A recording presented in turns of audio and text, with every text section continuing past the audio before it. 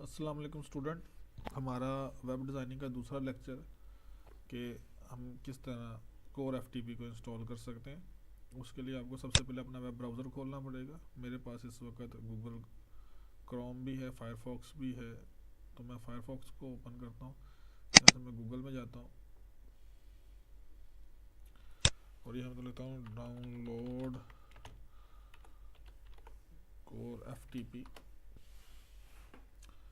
तो ये मेरे पास कोर एफटीपी की वेबसाइट खुल गई, इसको मैंने ओपन किया। अब यहाँ पे गौर करें तो core FTP light free version है, प्रो वर्जन भी इसका अवेलेबल है, मगर उसके साथ आपको फ़ी पे करनी पड़ती है। तो हम लाइट वर्जन को डाउनलोड करेंगे। अगर आपकी विंडोज़ 64 बिट है तो आप ये वाला सॉफ्ट यहाँ से डाउनलोड करेंगे। अगर आपकी विंडो 32 बिट है तो आप यहाँ से डाउनलोड करेंगे।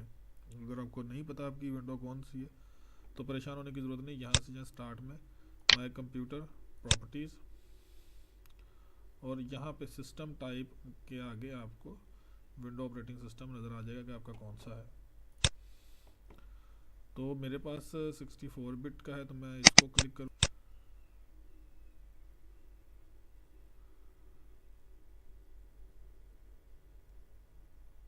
ये जनाब मेरे सामने फ़ाइल आ गई, मैं इसको सेव करूँगा और ये फ़ाइल मेरे पास डाउनलोड होना शुरू होगी। कुछ देर में ये डाउनलोड हो जाएगी तो देन ये सॉफ्टवेयर मेरे पास आ जाएगा। ये जनाब कोर एफटीपी मेरे पास डाउनलोड हो गया। इसको मैं राइट क्लिक करके ओपन करता हूँ।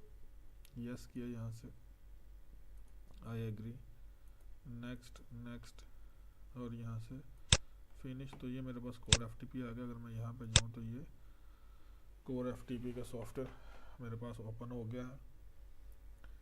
इसकी डिटेल बाकी की मैं आपको इंशाल्लाह बाद में बताऊंगा कि किस तरह हम इसको इस्तेमाल करेंगे। अभी आप इसको डाउनलोड करके इंस्टॉल कीजिए अपने सिस्टम में।